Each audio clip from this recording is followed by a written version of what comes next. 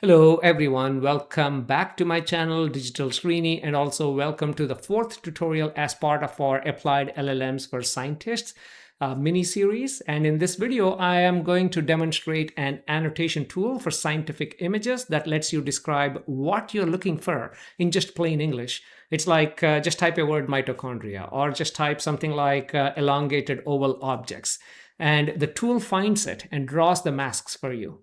So there is no manual drawing, no retraining a model. We are using pre-trained models, two of the recent open vocabulary AI models to make this happen. One is Grounding DINO, that's for detection, and SAM2, we use that for segmentation.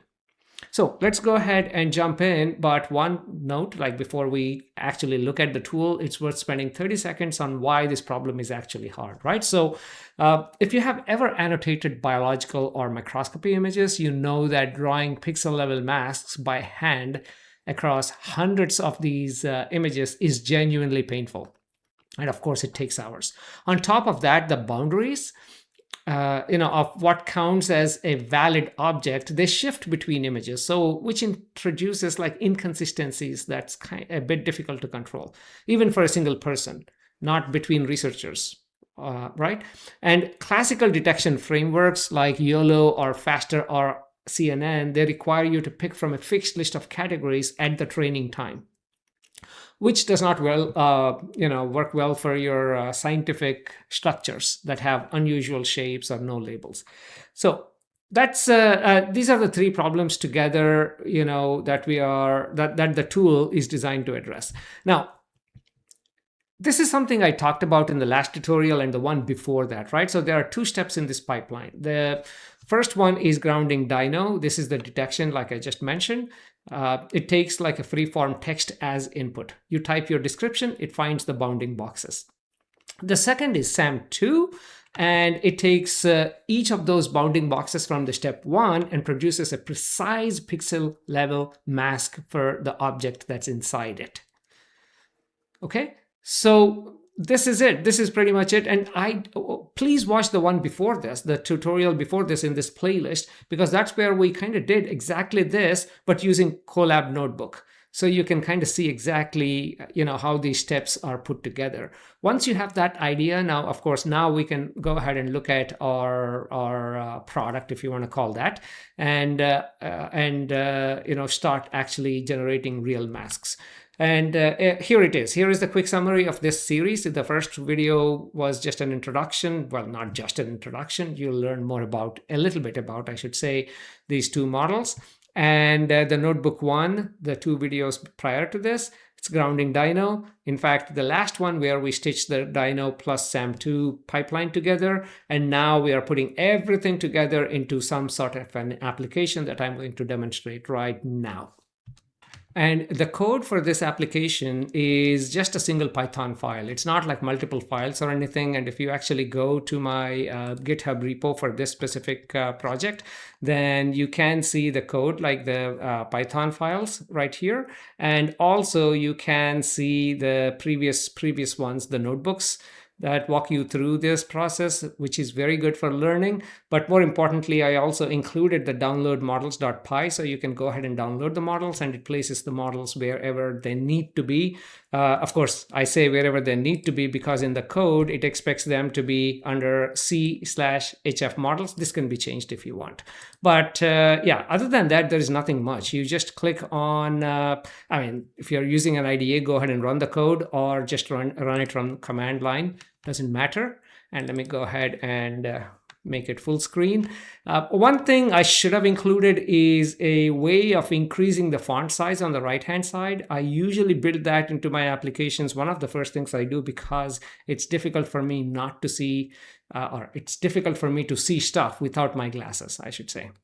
But since I built this, I think I know where things are. So I'm a bit semi-blind today. Okay, enough about me. Now, the first thing, this is divided into multiple steps, like 7 steps right here. Step number 1 is models.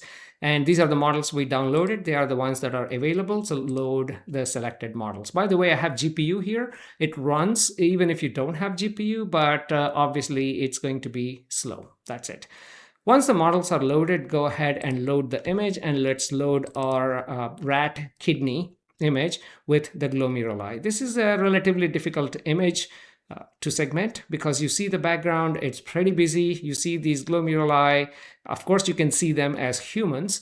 We are trained to see these type of things, but can the computer see these? That's the thing. Okay, can the computer see them with our text prompts is the question, right? So the next step is to actually add the classes. You can add any number of classes and give it a name. I'm going to call it glomerulus and say OK. And when you click on it, it opens up a small panel right here. It says phrases for glomerulus. What that means is these are the phrases that go into the Dino model. Yeah, this is the prompt. I'm just giving one word as a prompt. And in this case, it probably works okay. Like you can add multiple phrases. You can have different phrases to actually describe your objects. We'll check that in a minute once we're done with this. But let's come back to our class. You can add multiple classes. You can actually do these. You can do some other objects in the background. But let's stick with one for now. And it works for multi-classes, like I said. And once you set the box threshold, text threshold, and NMS threshold. I talked about these in the last couple of tutorials, so I'm going to not repeat those. Let's go ahead and run LLM detection, and let's see if it detects anything. Absolutely nothing. That's because a box threshold of 0.25 probably is okay for natural images where you're trying to separate, I don't know, detect a cat, a dog, a car. But for scientific images where it may not be trained on a lot of these images, we need to, because glomerulus, what does that even mean to a normal average person? Probably not much. If you're doing research in this field, of course, you know what it is, right?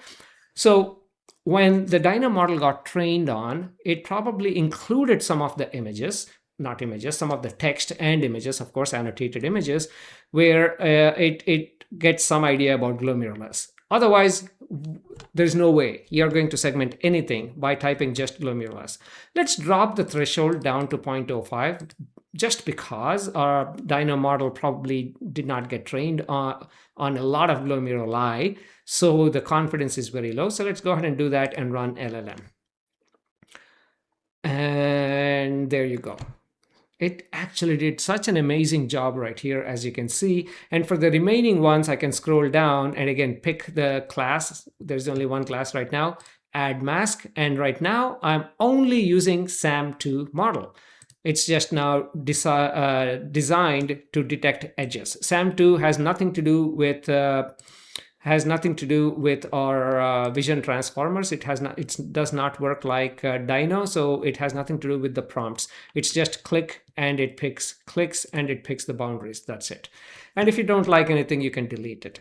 Okay, so we got 22 different objects right now in this image, and you can go ahead and save masks to folder, in which case it saves 22 different PNG images. Each image is a binary image. Background is 0, and foreground, whatever that object is, has a value of 1.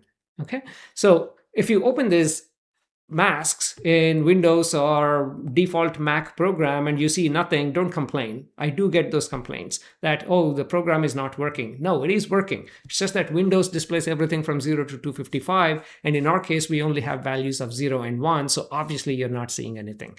It's a shame that I have to teach this, but it's understandable for people who never, ever, ever did this type of work. When they open the image, they see nothing. You can understand why they're asking those questions. Okay, enough. Now let's go ahead and clear all, and let's do another thing and end this video. Let's load the mitochondria image, which is a bit more difficult because this is a grayscale image. Has no color information, making it a bit more difficult. On top of that, look at the background. So let's go ahead and add the class mitochondria. Mitochondria, right? I hope I spelled it right. I'm typing in blind. Okay, so mitochondria, and let's go ahead and run LLM detection. And of course, with 0.25 threshold, not much. Let's drop this to 0.05 like we did the last time and run LLM detection. I think it should detect, yeah, it is detecting some of these, but I'm not happy with this. You see this big lump? I can actually go down, delete the mask, and I delete this big lump. It's now okay, decent, although these two are combined right there. And this one is a bit bleeding outside of its edges. So I'm not that happy with this. So let me go bump it back to 0.15 and let's go ahead and run the detection again. Now I'm not detecting anything. So maybe I should add a phrase that can help us add some context. So I'm saying elongated small oval objects. That's what I typed. Elongated small oval objects, which is what I'm describing. And that is something I hope it helps. And now let's not change anything and just run LLM detection. And voila, there you go. Such an amazing job, as you can see. So it detected these mitochondria fine. It did not detect this. By the way, if you have any better ways of describing mitochondria in terms of shape, go ahead and do that. Now, why did it work with elongated small objects? Because this is an actual natural language English sentence and it converts them to embeddings, and now it goes back to the image and now it's identifying all the objects that we just described. When you do mitochondria, probably there are not enough embeddings in the training when it got trained, so it doesn't know, hey, I can't see mitochondria here, maybe one here, one there, because we don't even know what type of mitochondria was trained on actually, if it even made it to the training, right? So maybe they are bright field images, not electron microscope images or something. Okay, and for the remaining ones, it's easy, right? I mean, you can just go ahead and click, click, click, click. By the way, I'm not forwarding this video. It is really that fast. I'm talking while I'm clicking here. It's really that fast. Yeah. So that fast on my system with 20 GB of GPU, which is pretty common, right? Pretty standard, I should say, if you have a GPU based workstation. Okay, now you can go ahead and save the masks. That's it. Now, the second thing that I wish I would have done, I did, the first being adjustable font. The second is actually introduce a concept of project where we open a whole bunch of images and save the project, where we work on some images at a time and save the project and continue. That would be nice, and maybe in future I'll do it. And if there is someone out there with enough skills who wants to take this and actually enhance it and add additional functionalities to make it even more useful for others, please go ahead and help me out there. Okay, I hope you really find this tool to be useful and you learned something from this tutorial series. And if so, please do not forget to hit the subscribe button. I'll see you in a future tutorial. Thank you very much.